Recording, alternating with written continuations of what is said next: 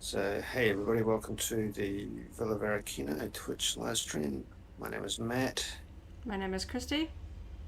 and today we are going to run a couple of characters through some heroics on Tatooine. We've chosen these characters because they have an array of interesting mounts that include rancors that we can ride.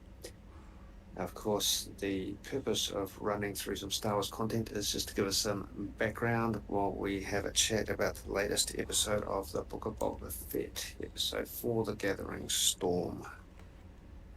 So we'll just wait one moment or two for anyone else that's getting notifications to come online, and we will jump into it. These are not our primary characters.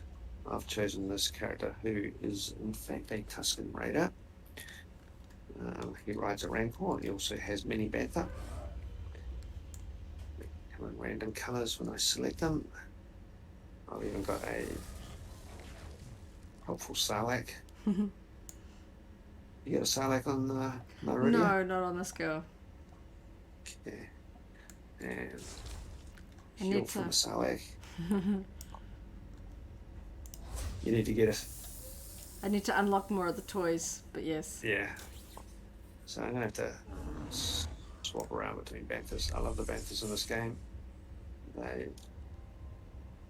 have their distinct style of running, which doesn't quite match up with what we saw in the Book of Boba Fett. I have got this one though. Your little mini fire spray inspired Yeah, that's cool. speeder. Yeah. Alright. Let's get the ball rolling then. We're going to. Where should we jump to first, did you say? We shall do supply lines. Supply lines. Okay. So we've just finished watching. It came in at about 10 minutes to 9, but episode 4 of the Book of Boba Fett. A episode that is the middle of the series, so we're now past halfway. We've got 3 more episodes, and this was the episode that quite clearly tied together all of the threads we've been seeing so far. So there's the mob over here. Yep, tied up most of them. Now I'm going to play this class. And yeah, so Book of Boba Fett tied up the loose ends for his flashback scenes. I think they tied it into Fennec Shan's rescue, as seen in, or as not seen, as implied in The Mandalorian. We saw pretty much most of what we were expecting to see in terms of trailer scenes that we haven't yet spotted. I'm just running on autopilot, so shout out if I'm doing things in the wrong order. And I like this episode. We need to take out all the people before we get all the boxes. Yeah, for sure. Now which mobs count? The ones back over here? Yep. So it was interesting to see more of to see a little bit more detail about the mods, the gang of cyborgs, and how they get their modifications. Basically through mod powers, I guess loosely akin to tattoo powers in some ways. And it makes sense that was how Fennec Shand was rescued and saved. Yeah. Pretty quick scene, a little bit of detail, interesting background music to that scene, but yeah, it just filled the gap in terms of explaining the story. Not a lot to say about that beyond that. It was pretty straightforward, just necessary, and as I say, tied up loose ends, I think. Got any thoughts about that? About that scene? Yeah.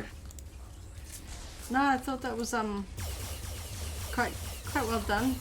Like I said, I tied up 2 loose ends and 1 hit in some ways. It gave us a little bit more detail about the process of modification as undertaken on Tatooine. But it dovetailed in really nicely to what was necessary. I wonder if they really had that fully fleshed out when Fennec Shan was rescued, or if that's right, somebody else. Yeah. Where'd they come from? They jumped in. Yeah. they're trying to get us to fight their mobs. So he made a few notes Mm-hmm. along the way. He rescued Fennec Shan, then he went back to the site of the crashed sail barge, looking for his armor. Yeah. So do you want me to run through a few of my notes from the Yeah, start? let's talk in order. You'll Okay. Yep. recall the order better than I. Yep.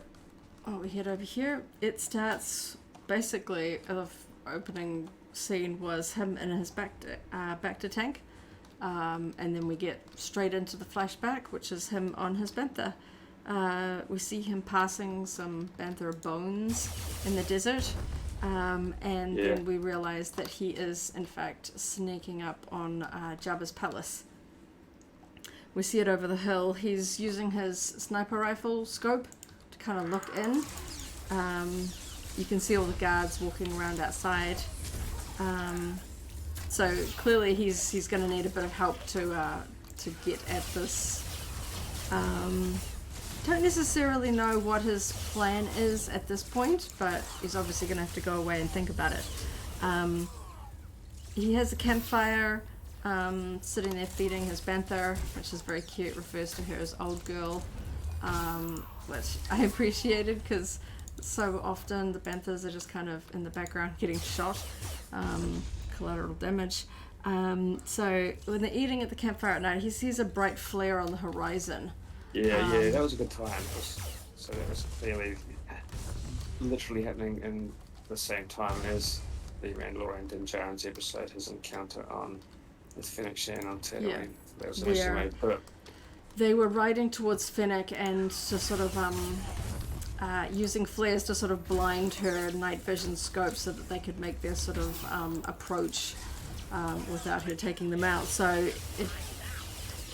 if you recall the sequence of events in that one, you might have guessed what that flare meant the moment you saw it, which I thought was quite cool. What was really interesting about that is it implies, because the Mandalorian is 5 years after Return of the Jedi, it basically implies that Boba was actually with the Tuskens for quite some time before he departed, because he's only intersecting with Mando's timeline. He's only just left the Tuskens basically 5 years after emerging from the Saleh. Yeah. It's really interesting because that's a long time. Yeah, so the next...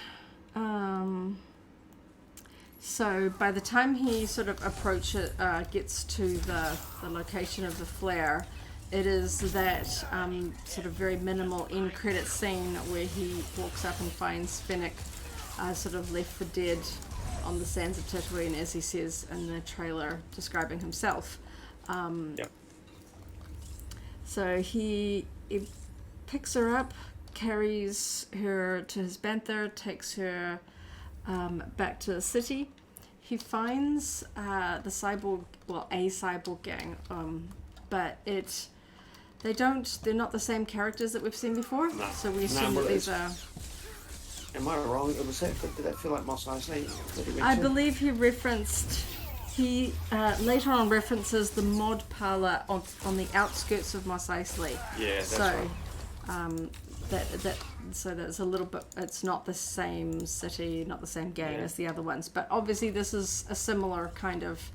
it implies that the subculture exists in both Mos Espa and Mos Eisley. Yes. Quite strongly. Yeah. So he carries her inside. We can see a few other people getting cyborg parts. The guy basically says that you got to have an appointment. So Boba Fett plonks down a bag of credits. And I should have led with that, hadn't I? Yeah. Yeah. So obviously, because time is of the essence with Fennec's case. I have to concede, I didn't recognise the actor's name, but I believe that the mod artist was actually had credits in the main credits at the end of the episode. Yes. We'll have to sort of look that up and see if we've recognised them from somewhere else. We still need 2 more mobs, so we'll go back. So there's a little bit of a montage as we see her getting all the sort of bits and pieces put inside her. And she's kind of switched on, as it were, with sort of some red lights and some red and blue sort of tubing filled with fluids and stuff like that. So obviously sort of sophisticated. This isn't a simple thing. Prosthetics and cyber prosthetics are pretty commonplace in the Star Wars galaxy. They don't need to over-explain it. We just know that the technology exists and doesn't look futuristically complicated, but it works one way or another.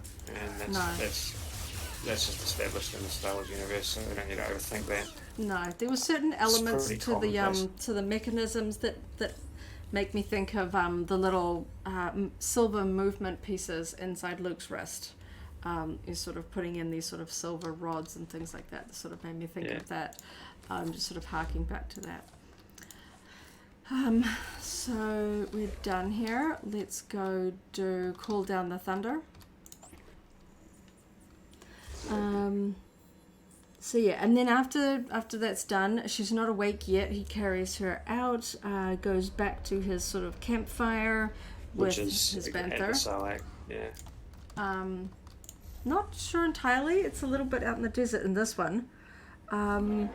She wakes up. Initially, yeah, and sort of doesn't know what happens. And Boba explains that she had a gut wound and that he's so he saved her life. Her. Yes, so they both know each other at this point. Well, they know. Rescued her.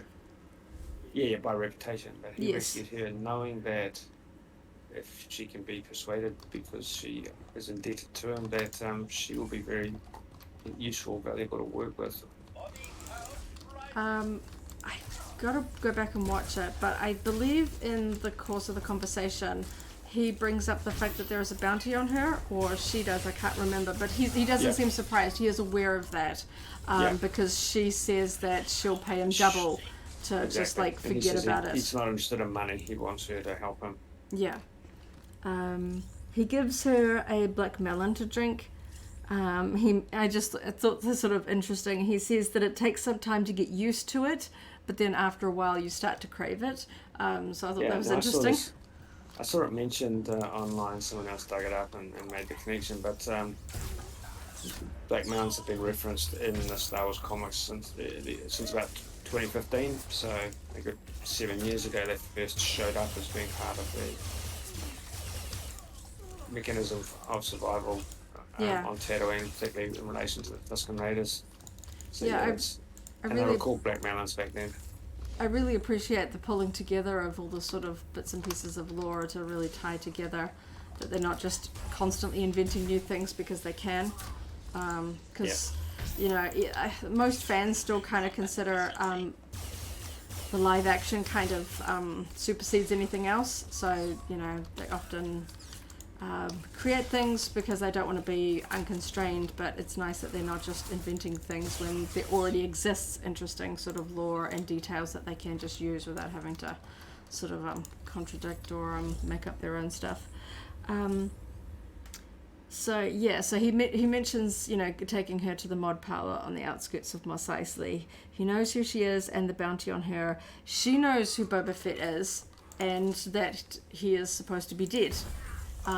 So obviously the underworld has heard about what happened to Jabba and the various important peoples that may or may not have met their demise. A lot of sense given the passage of time that we now know has been solidified. Yes. So it's been some years that he has been with the Tuskens. So word has certainly spread. A certain number of people would have seen him go into the Sarlacc as well. Obviously not too many people survive, but certainly the rebels that drove away at the end would have sort of carried word back. And he tells Fennec about the Tuskens and the Speeder Gang and wants her to help get his starship back from the palace. Is it at that point that he starts to unpack his matured or altered perspective? He's tired of being cannon fodder. He's tired of working for... A little bit, yes. I know he goes into it a lot more detail later, but he does start to hint at a that bigger plan. But he's sick basically of kind of leaving- basically like he doesn't want to leaving like Huntley get behind. killed by someone else. Yeah. Sort of, you know, a bit of a reference to the fact that, you know, working for either the Empire or Jabba, you know, is kind of what ended up got him in the Sarlacc pit, and wants to be able to sort of control his own fate and be in charge and, you know, be the one that profits off these things, rather than just doing somebody else's bidding. Obviously his time with the Tuscans has altered his perspective. Or it was building anyway. Yeah. And so he tells Fennec that if she helps him get his ship back, that her debt is repaid. So they ride the Bantha together to the palace, which is fun. They see the ship, I think through the hangar door, or they somehow, I was taking notes. So they kind of, they know it's in there. They can see. I think we do eyeball the ship through the scope, because it was at that point we saw one of the skiffs in front of it. When he was sort of examining through a scope. So she pulls out a small little sort of probe droid, tiny little sort of spy droid, sort of round ball shape with little red lights. I thought this was quite cute. I'm sure somebody's whipping it up as a 3D printed prop already. And so that one flies in through the quickly closing door, and starts to scope out Jabba's palace. We see Gamorreans and Niktos in the hallway and stuff like that, and it confirms that his ship is in there. So Boba lets his Bantha go in kind of a sweet little moment. Basically talks to it, says, you know, go find other Bantha, go make baby Banthas, because it's obviously a female. I think that's really cute. It seems like it has a bit of a bond. It seems almost reluctant to leave him. So I guess that sort of neatly wraps up where does the Bantha go now that he's got a starship. Well, a soon to be a starship. He talks about that, just briefly, he's ready to leave bounty hunting behind. So the droid brings back the holomap scan of the palace, and we sort of see on the blue holomap a certain array of red dots indicating the life forms inside, so they can sort of get a feel for how many guards, how many denizens on the inside that they're going to have to deal with to get to where they need to get to the ship. So they kind of count the guards and devise a plan. Then at nighttime, they sneak up on the palace. We come across a sort of a drain pipe opening. To the grate. Fennec cuts the bars to get in. I thought they might have made a moment where they're like talking about like some sort of foul smell or like incredible smell or something like that, but I guess they felt like that would be a little too much of a straight reference. So after a while going through hallways, they come across what seems to be the palace kitchen. So we've got EV99 in there, as well as a new chef droid of some sort. I'll just do this conversation, then we'll get going. Yeah.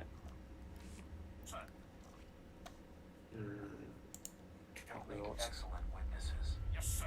You think, boy. Now, I looked in the, trying to remember, I think, and it didn't show up in the credits because it was a uncredited cameo last time, I think Mark Hamill voiced EV99 in Mandalorian. So I was it was to very close. It was very, like a really good copy of the original voice. Well, which I thought was very cool. Yeah, because it's heavily modulated, but yeah, it's entirely possible that they stuck with that.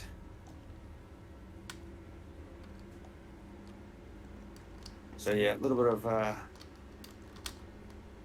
some fun moment in the kitchen. He knocks out EV99 and the Are you fighting outside? Okay. Yeah.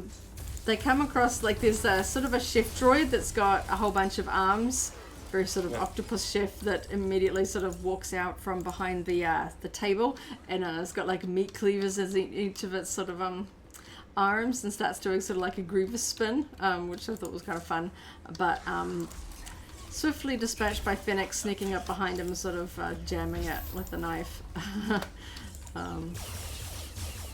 Thought that was a fun, albeit subtle reference at Grievous, but that was kind of fun, you know, the droid with the spinning arms. A little bit of a distraction with the rat catcher droid. Yeah, I don't think it specifically served a lot of purpose, but it was kind of interesting. It almost looked like it had to have made like a physical one, especially when it leans down to switch itself off. Yeah. I can't remember what he was asking it something like, do you know who I am, or something like that. Exactly. I'm Boba Fett. And then it sort of switches itself off. And Gamorrean guards come in. They have a fight. Yeah, no, I thought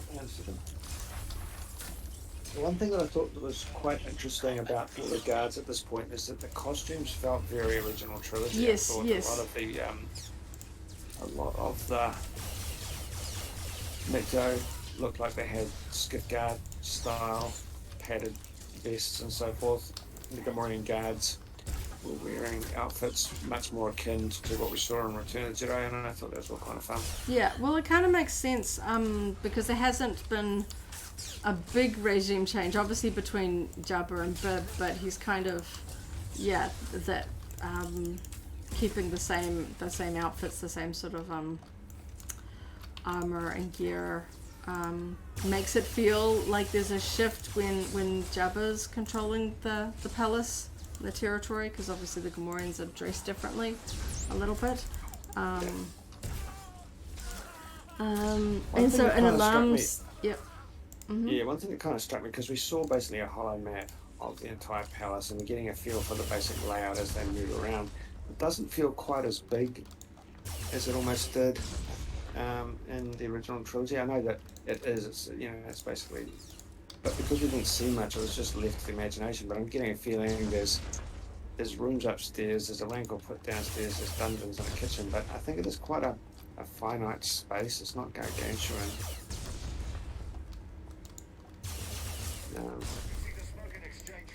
I wonder where he kept the sail barge when it wasn't in use. I don't think it was big enough. I don't think parked it outside.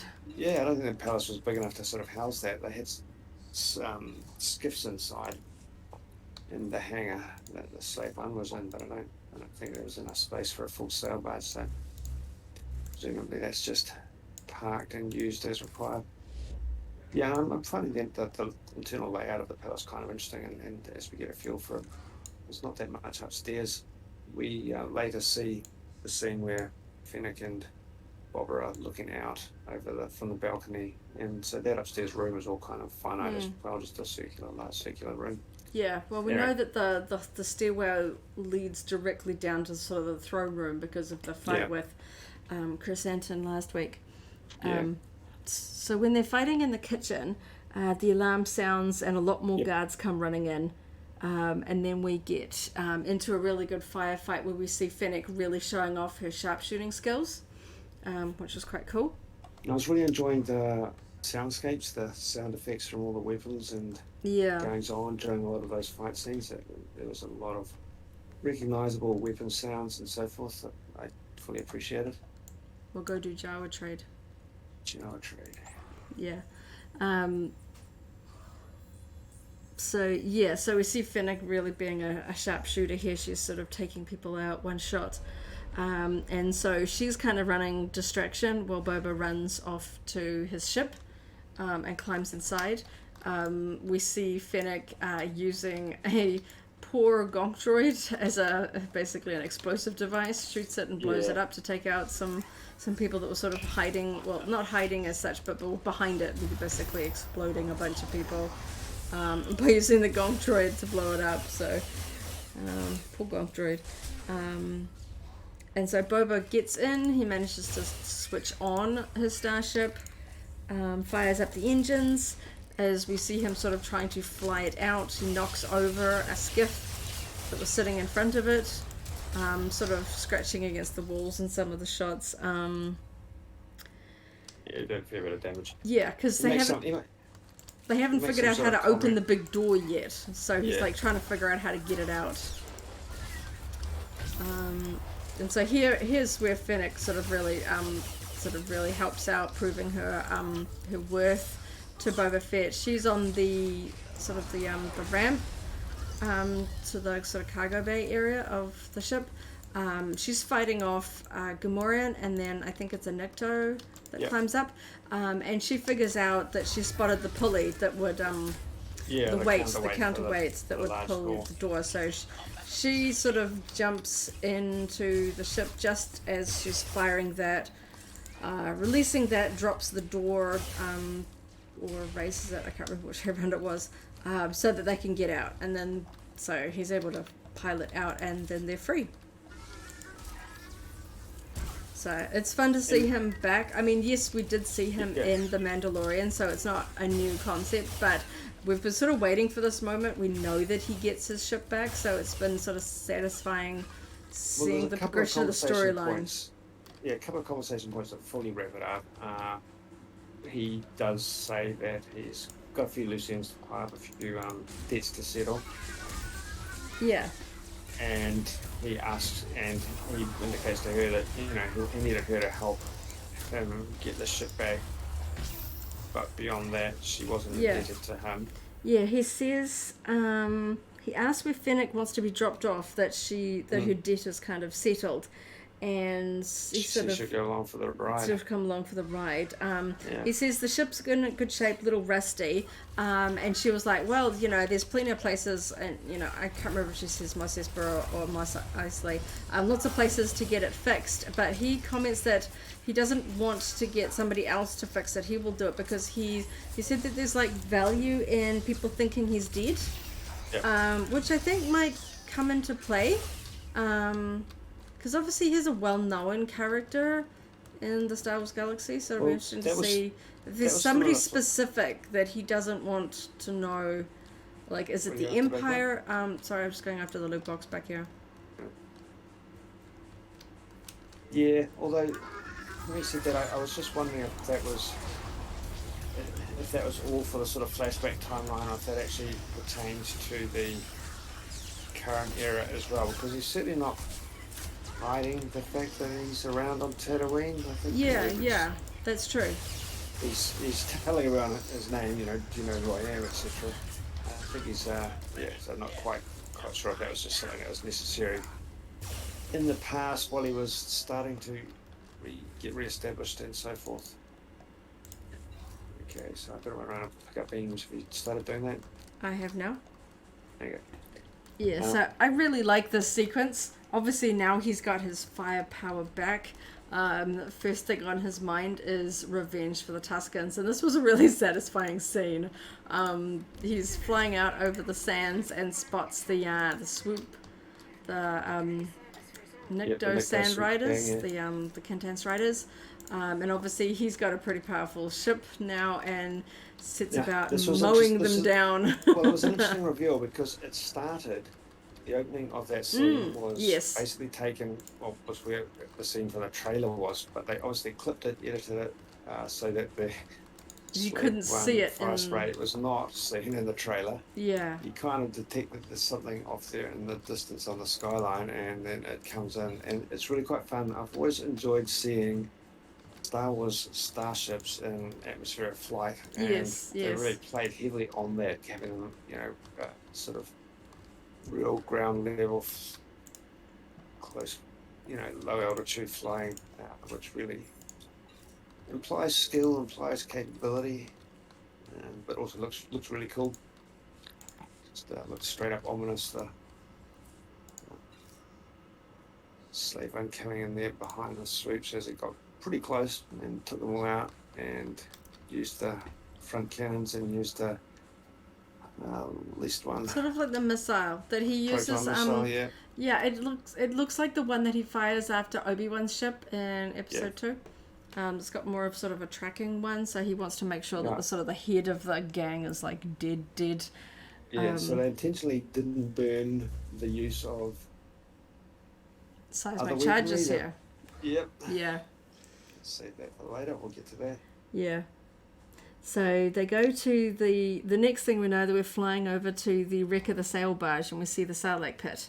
And he He mentions he did say all he's in those the years design, ago. I wrote that down because he did say all those years ago. Yeah. And he knows that Beskar I, wouldn't be dissolved. I'm glad they sorted out the timeline through exposition, but I kind of wish that during his time with the Tuscans, they conveyed that passage of time a little more strongly. Yeah, yeah. I think it would have carried just a shade more weight if we really got a feel that it was actually years that he was spending there, Yeah, yeah, one way you or weren't another. sure if But it was we like know that, yeah, generally we to know become that now. proficient in a weapon, it would probably be months. But Yeah, yes, yeah, years is a long time.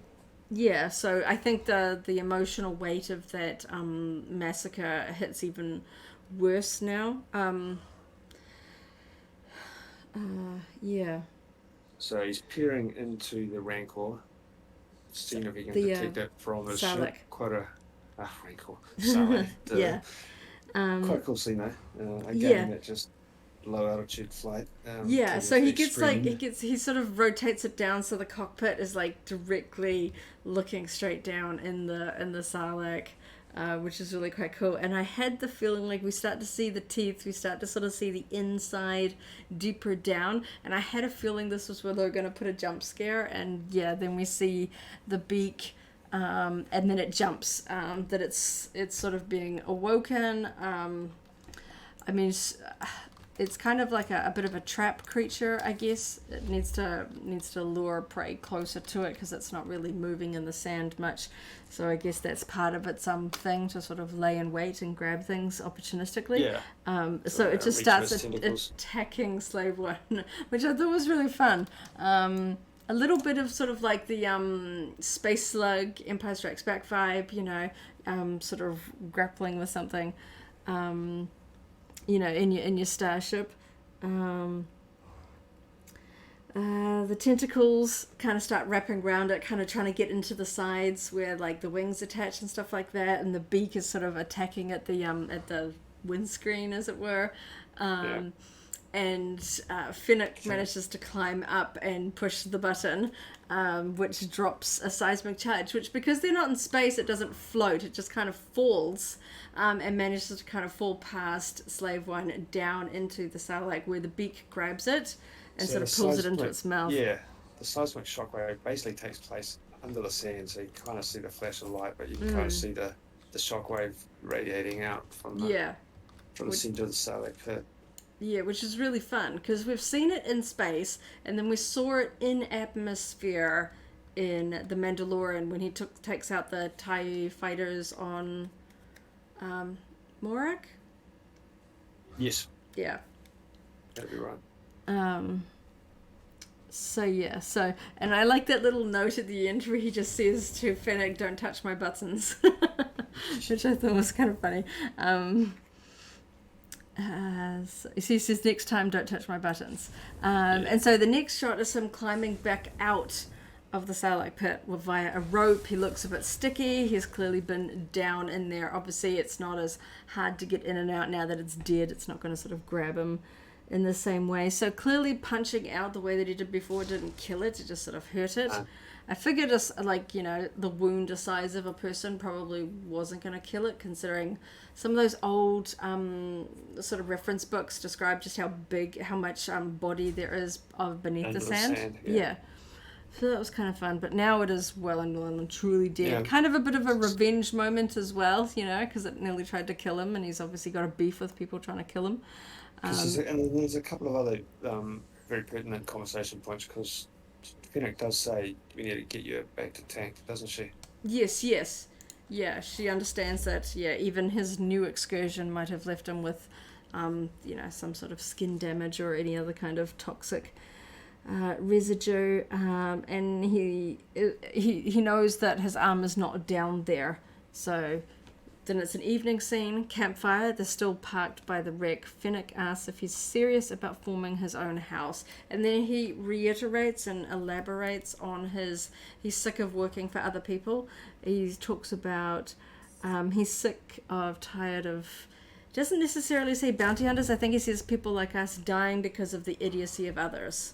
Yeah. Because both of them had basically a near death, or basically, for all intents and purposes, death because of somebody else. And he said he needs brains and muscle, and she has both.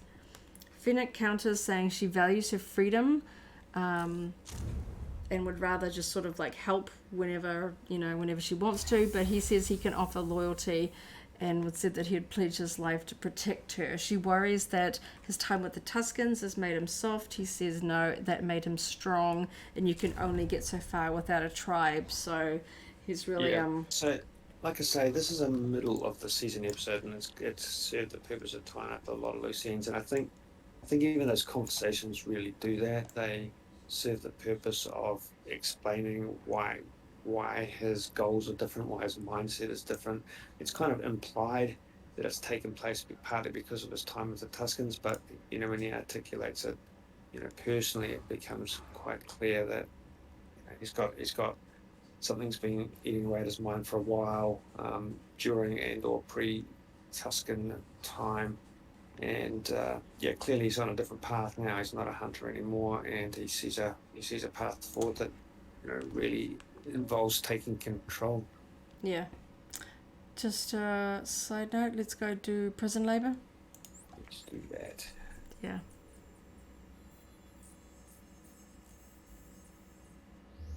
Yeah. So yeah, it's good that now we're getting a little bit more sort of development, more like it's still not in the present timeline, but it's definitely a lot closer. We're getting a sense of his motivations now after his time with the Tuscans, and we get another back to tank flashback sort of scene to killing Fortuna. Yeah, so that to me implied that we may not get much more in the way of flashbacks, because the time jump the flashbacks all the way up to the point where he's taken over Jabba's palace. There's not a lot more of that story that needs to be told. Sure, we didn't see all the details of him getting his armor, but they jumped from him saying he's going to get his armor to him having his armor, which gives me a little bit of a feeling that they're just going to leave it there. Yeah. So killing Bib Fortuna, taking the throne. When he gets out of his back to tank, the droid that's helping him sort of put a robe on basically says, "Congratulations, that you've sort of completed your treatments, you're fully healed." Which that's the other thing. Yeah. So we can assume from that he's back up to kind of full strength, as it were. That any and they've been using the back to dreams as the mechanism for the flashbacks. So he literally doesn't have to go back into the back to tank, but possibly not going to get any more flashbacks. Yeah. Well, certainly not for regular treatments. He may need it for some epic battle. But yes, obviously, when they referenced it for his Gamorrean, obviously it's going to be a useful asset to have. But yeah, I think it felt like that was by using. I'd have to do a shot-by-shot analysis to see if the angles were very similar to the footage that we saw at the end of The Mandalorian, or this was like shot from different angles, in the same way that the young Boba stuff was not direct, that was kind of reminiscent but not the same angles. No, I don't think it matters either way. We'll go do black box. Okay. Yeah, so that felt like a good. Like we're getting to the mid, like you said, we're at episode 4 out of 7, so we're past the halfway point. So we sort of feel like we're really getting into the flow of the main storyline here.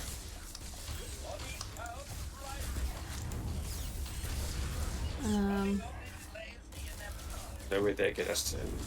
Yeah, it's just looking at my notes and trying to find it at the same time.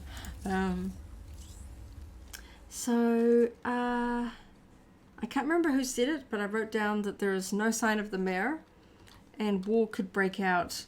And I think either Fennec or Boba said, "Power hates a vacuum." They know that something's gonna happen soon, and the mayor is probably hiding with the Pikes, covering himself here, not being out in public because he knows that that he's made some enemies with his deal with the Pikes. And then the next thing we know, we are back at the Sanctuary, the sort of the casino, as it were, the sort of restaurant, bar, cantina. Yeah, cantina.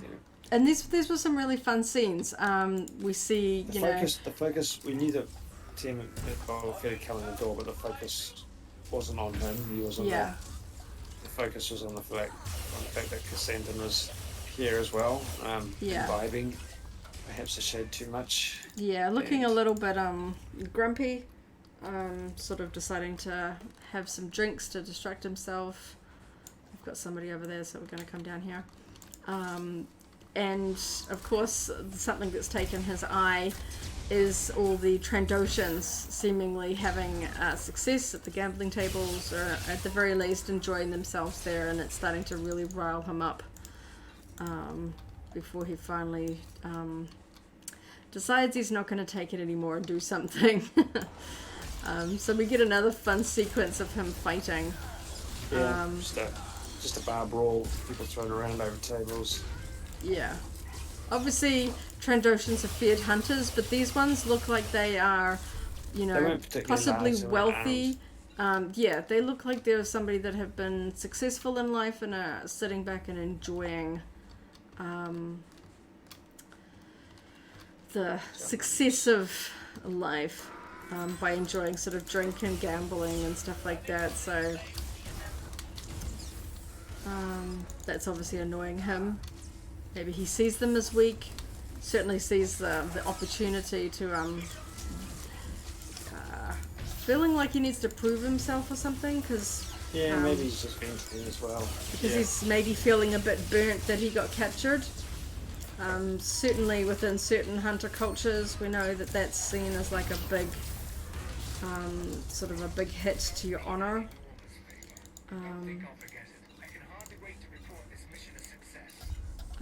And Garza Whip shows up in a new costume. Yeah. She tries to appease him. She tries to talk him down.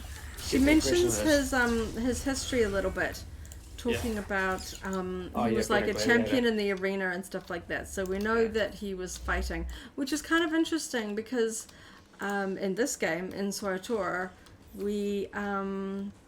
there is a fairly substantial quest that you can do in some of the in-game content where you go through a big series of fights to help free a Wookiee from sort of the gladiator arena, which is quite fun. It made me think very strongly of that when they referenced that. It's quite a direct comparison. She references his knuckle dusters, actually says the phrase knuckle dusters. In this fight, we see that they are on both his hands. Clearly, he keeps them there sort of at all times.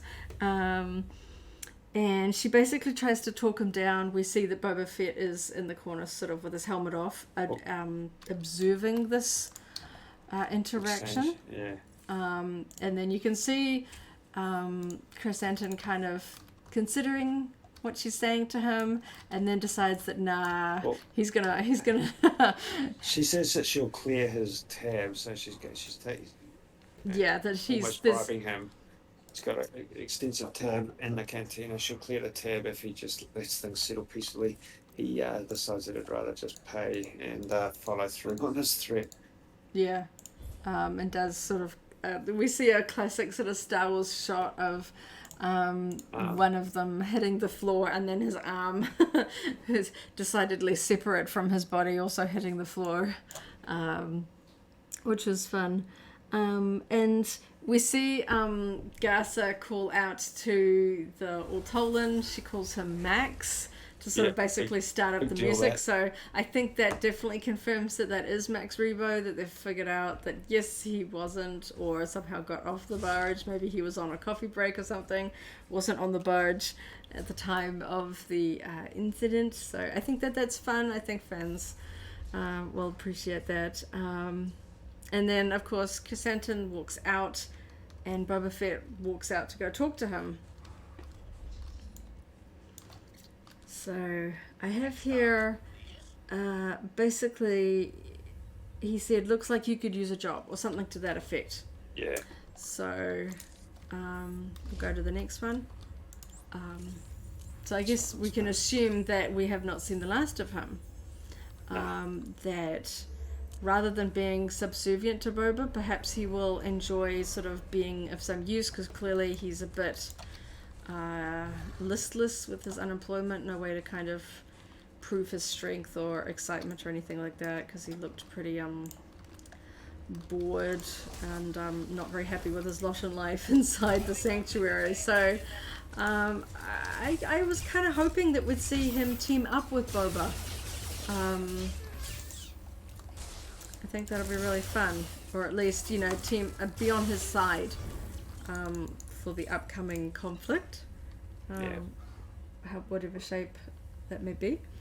Then we finally get to the scene that we saw in the trailer of representatives from the three sort of species gangs, the Trandoshans, the Tatooinians, and the Aqualish, all sitting around sort of the banquet table as we saw in the trailer in various edits. Yeah, so small points here. Robert Rodriguez played the Trandoshan leader that paid tribute by way of Wookiee Pelt in the opening episode. He played the same Trandoshan in this scene. Yeah. And was it Phil Lamar that did the voice of the Tatooinian? Yes, I believe so. Kid? Yeah. Yeah. So Phil Lamar's a well-known, you may recognise the name, a well-known voice actor. He's done a lot of pop culture type work. What's some of his famous credits? I specifically remember him from Futurama. That's where I'm sure he's done work on The Simpsons in various forms, but I always remember him from Futurama as being one of the sort of the main core cast there. So there obviously we get a little bit of, as expected, sort of backwards and forwards. You know, the gangs are like, you know, why would we team up with you? You know, what's in it for us? And Boba talks about the Pikes will drain the wealth, and I can't remember if he says Mos Espa or Tatooine, but he doesn't, you know, he wants to be successful. He wants to see the profits of his exploits rather than just getting paid a fee and seeing other people get rich when he's risking his life and limb. We'll finish this one, but we should leave. Oh yes, sorry. It's the other way around for these guys. Yeah, I'm running on auto mode.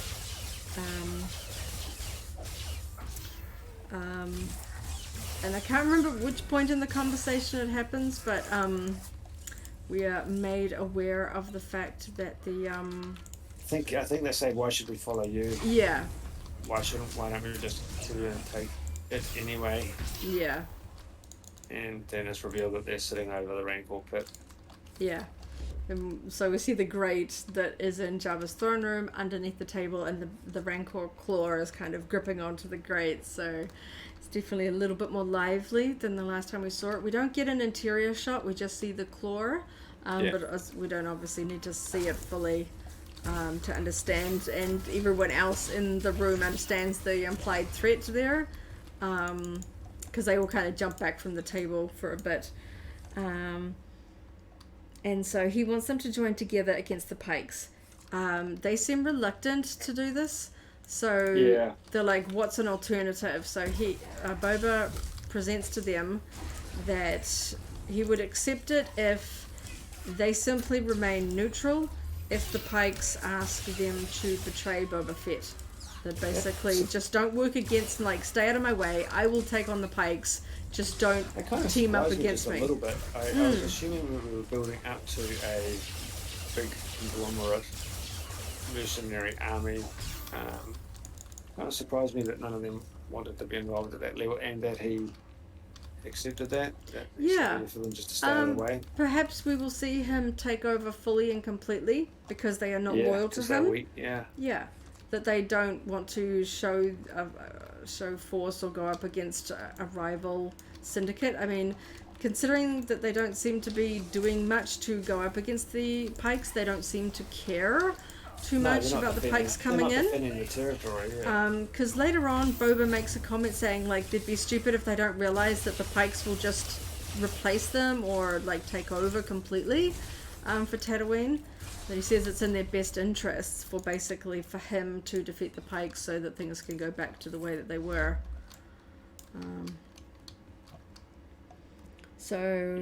Yeah, all of the groups agree, and then we see them sort of walking out, and then we see Boba and Fennec talking on the balcony, watching all the sort of speeders leaving, going back to Mos Espa. And then they again reference that they need to prepare for war. And then references that he's got a lot of credits. I assume that there was. He said they need muscle. Yeah, Fennec asked how much money is in the reserves, how much treasure, how much loot do they have on hand. And he was like, but enough. Yeah, and it's not that money, that credits are an issue. It's like they need muscle. And then it has to be a reference, but the very, very distinctive Mandalorian music plays and ends out the episode. So they have got to be referencing, because at this point, we're in the modern era. He has Jabba's palace. He has his new armor all repainted. So this is now after the events that we have seen. Of the Mandalorian. Yeah.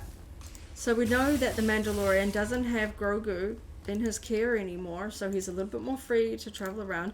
We don't yet know how he travels around because, of course, the Razor Crest is no more.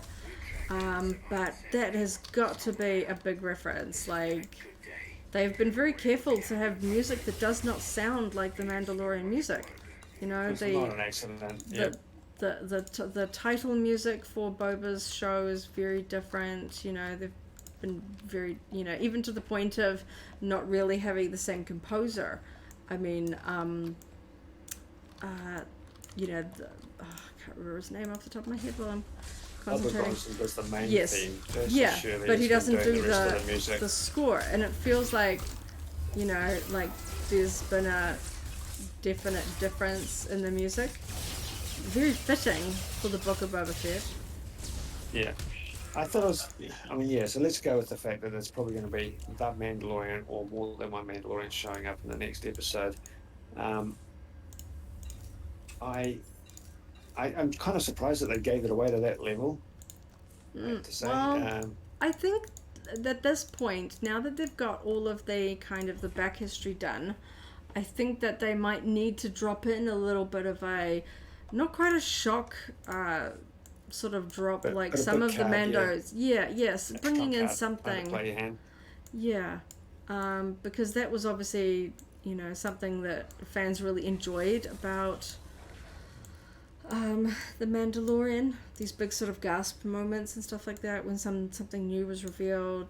Some characters popped up and stuff like that. So I feel like that's quite an exciting way to sort of kick off what feels kind of like the second part. We've now got him established, we know his backstory, we've put all the puzzle pieces together, we've got a sort of a big bad to focus his attention on now that he's taken out the Niktos, which there was a moment where Fennec displays, it's almost like she doesn't believe that the Niktos could have taken out a whole Tusken tribe. She was like they did that. Which I thought was interesting because we've certainly seen that the Tuskens are fearsome, but I get the feeling that perhaps the Pikes are bankrolling them, certainly paying them protection money. So they had a full fleet of speeders that they were using as we saw them in the desert. So yeah, that makes sense. They probably gave them a fair amount of armory supplies to just overwhelm and outnumber, because the Pikes would have been aware that they shot up the Tuskens and it was Boba Fett basically leading the charge. He knew that the Pikes would know that the Tuskens wouldn't have been able to devise that plan on their own. They didn't know how to use speeders and things like that, so I guess they decided that they knew how to overwhelm and take them out. Still don't know if any have escaped. They didn't really sort of touch on that at this point. Who knows? I was hoping to maybe Yeah, see we the might not. Rancor Keeper in this episode, which we Oh yeah, didn't. So we didn't get any kind of progress of the training. I no, like that we still got some Rancor. I was kind of hoping to see, more of it, no. both in This was duration this. and actual seeing more I than don't just think the this was the cores. episode But for that. Like I yeah, say, this episode drew together all the other open-ended threads, and we will move forward with a more singular thread from this point. So we will see an accrual of an army and a establishment of resources and a um, you know, and the Rancor will come into be thrown into that mix. That's what I'm expecting going forward. yeah.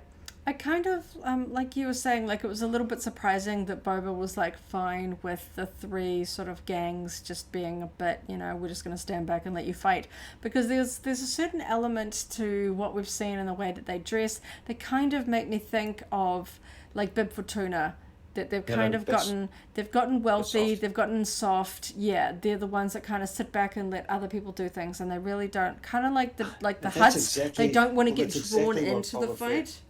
That's exactly the type of boss that Boba Fett is Yeah. rebelling against. Yes, yes, yeah. The people that send other people to go die for them, Yeah. where they just sort of pay them a fee and you go risk your life and do the thing. And yeah, he's very much So I think not what you fond of said that. that So I think he he's basically gave accepting them it a now. chance, Yeah. to join him, but probably was aware that they were not going to take it because they're just too cowardly and sort of too. So Um, I guess the point there is that yeah he doesn't press it because he's not actually convinced that they'll be that useful. yes, yeah, yeah. And like you say, down the line, that may leave the door open for him. Just if if if he's established his power, got rid of the pikes, he doesn't actually need them around anymore Yes, well, either. Bib So he can, Fortuna used them because he didn't have the kind of the sway and the power that Jabba did, yeah. but I get the feeling that at the end of this, Boba Fett will have the sway and the power that Jabba did, so he won't need the gangs to control the, sort of the three districts of Mos Espa. So those gangs, syndicates as it were, won't be quite as necessary. Yeah. But yes, still waiting for my shot of Boba Fett riding the Rancor. I did get a lot of riding Bantha though, and that was cute. I do enjoy that. Yeah, I I like love that the we had banter, some little and soft moments with it. I The just tongue I thought was funny. yeah. Um, The thing I particularly like about the Bantha, and this kind of echoes a lot of what something I've been saying all the way along, is that it's it's very much the same design. The saddlebags, the and so forth are very much the same design as the original trilogy, as seen in A yeah, New Hope, and by extension, they're the same as the Power of the Force 2 figure. 3.75-inch scale toy, Yeah. which was ahead of its time. Excellent beast in the four Yes. inch action figure scale. It's got basically the same saddle, the same adornments as we saw Boba Fett riding. So They're probably we don't being have. scooped up on eBay as we speak. Oh yeah, I'm so glad that we got one of those in good condition. I saw one on TradeMe just not that long ago, and it looked like it had been sleeping out in the rain. Yeah, yeah, I think, yeah. The appearance means that, yeah, I mean, Hasbro needs to get on it with re-releasing some of these beasts. We're getting some really cool creatures in these new live action shows, and they just haven't done some good beasts for a while. Um, Yeah, no, I love the Power of Especially the in Force 2 the Bantha. 4-inch range. Yeah, Yeah. So overall, I really like this episode. Not too many big surprises, but I like the fact that I was really hoping we might see the moment where he basically teams up with Fennec. I love the Slave One moments with the Sarlacc getting his revenge on the speeder bikes. I like how it didn't feel too hard, like when he's fully Boba with his ship and his armor and sort of everything. Well, I know he doesn't have his armor in that, but yeah, at the end of the episode, we know that he's back to his full sort of array of weaponry and things like that. He's yeah. got his It was. ship. I thought it was a good episode, and I thought it made sense to have that sort of storytelling in the middle.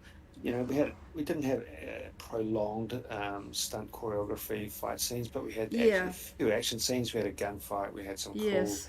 shots of Slave One, and we had We saw Fennec we had- doing both sort of hand-to-hand combat. She was like flipping around and hand-to-hand combat fighting the guards on the Slave One ramp, but we also Yeah, saw she did her do a doing little some bit really there. good sort of sharpshooter tactics, taking them out when they're sort of trying to get to Slave One. So I enjoyed showing her different array of skills. She has it to be became clear that her- formidable to be sort of alongside the legendary Boba Fett. And I think she's got a versatile bag of tricks up her Yeah. sleeve as well. Well, we've or seen- the stock of her web. Yeah, we of her know rifle. from her very first appearance in The Mandalorian that she was well respected and feared, and certainly And successful. we see her actually showing off her skills a little bit more in the animated series. So it's really fun to see her sort of showing off a little bit more in the live action realm, because Ming-Na Wen is very skilled. I know she has a stunt double, but she's very capable in a lot of capacity with action sequences. So it's really fun to kind of see her and her character getting to join in a little bit. I gotta. My brain is just failing me a little bit. That little droid in the kitchen with the pointy ears. I know Yep. we've seen that. I don't know if it was in the animated series. I'm just gonna have to go Google that. I'm sure people will be posting all sorts of references on social media, because I know it's a direct reference to something that I think was in an animated form. Yeah. I don't know if it was in like that Clone Okay, Wars well, I've episode with just- the poisons on Naboo or something like that. Yeah, no, It was I've like just running looked it up. around It's in the an lab. LEP series service droid. Okay. So there's an animated version on Wikipedia. Design the droid data back to concept art by Doug Chang for episode 1. Cool. Yeah, so yeah, it's definitely featured in the Clone Wars Yeah. animated form. I'm sure somebody will dig up some random piece of concept art that will match the other kitchen droid as well, with all the arms. Yeah, I well, thought I was that just cool. trying to remember. There was a what lot the of droid detail in that kitchen that I want to go back and have a look Yeah. at. Just a little. The set dressing felt really fun in that scene. I was trying to remember the scene in episode 2 when they're in the peasant disguises. The service droid on the ship that they were traveling on. You know what I'm talking about? No, you don't know what I'm talking about. No. The big cruiser that's taking them to Naboo. Yeah, there's a cook droid on that, a chef droid. Yeah. But yeah, I think that's that's always a fun aspect to the new Star Wars live action, is figuring out what little references, what a concept art that they've resurrected and pulled in some way. So that droid has shown up before. It's called a COO cook droid. Cool. It's shown up in animated form as well. And yep, that same head, that same body. And it is the one from Attack of the Clones. Okay. COO 218 speaks to the R2D2 no droids in the food line. Oh, cool. That's So neat. COO cook droid, same design. We didn't see it full body in episode 2, but we do see it full body Cool. in animated form elsewhere. So yeah, they're reusing using designs there. Yeah. So what were some of your favourite moments or references in this episode? I just like the way that it tied the story together, I think, in many ways, that it was in nexus of all the threads, and that it was concretely articulated as to what his plan was and why his plan had changed and why he was leaving bounty hunting behind. Yeah. Because, you know, Because he was obviously very good at it. It wasn't accidental. It wasn't just because he saw an opening in terms of gaining power. It was a conscious decision. And then it's to not pursue that necessarily power. about the money, because he references that he's already got a lot of credits. You know, he's not just wanting to be, you know, wealthy for the sake of having money. So I think it's that aspect of the storytelling that struck me the most from this episode. Yeah. I'm just so amped for the next episode, what they might, because now it feels like we've got everything wrapped up and now we're sort of into Act 2 and going to find out what sort of people he might amass to his cause, seeing as the locals are uneager to help. Yeah. Because we've seen him alongside quite a few characters from The Mandalorian.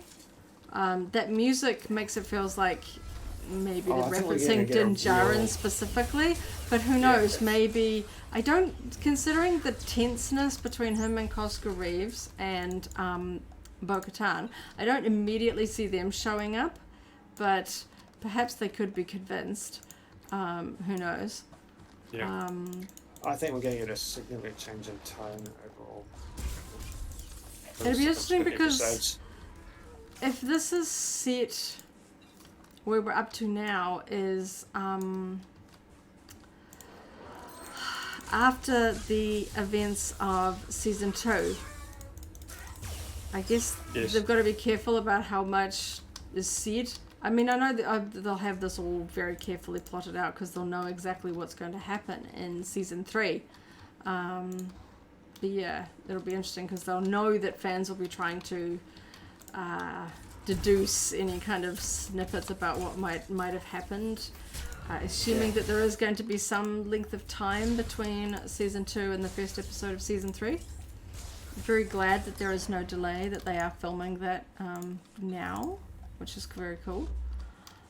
So that'll be like on track. Yeah, that's important. Yeah.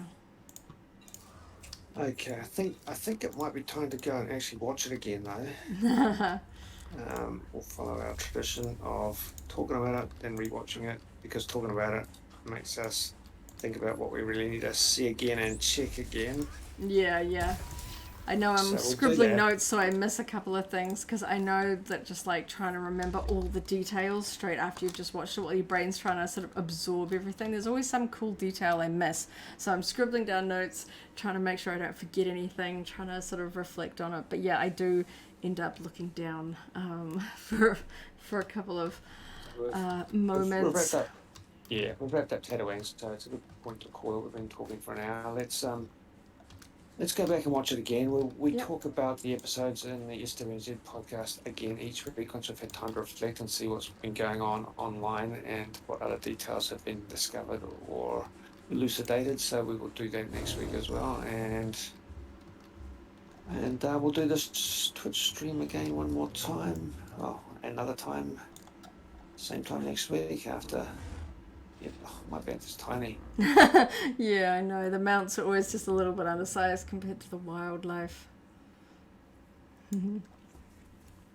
But yeah, I had a lot of fun. That was a fun episode. I had a fun time streaming and chatting about it, going back through all the details, and I'm definitely keen to go and watch it again. All right, let's do that. So we'll sign out. So thanks to everybody that joined us for that conversation. Hope you enjoyed the episode on at least a couple of levels, and same time, same bat channel next week. Yep. Take it easy. May the force be with you. See ya, guys. If you enjoyed this video, go ahead and give it a like, check out our other videos, and subscribe for alerts about new uploads. Thanks for watching, and may the force be with you.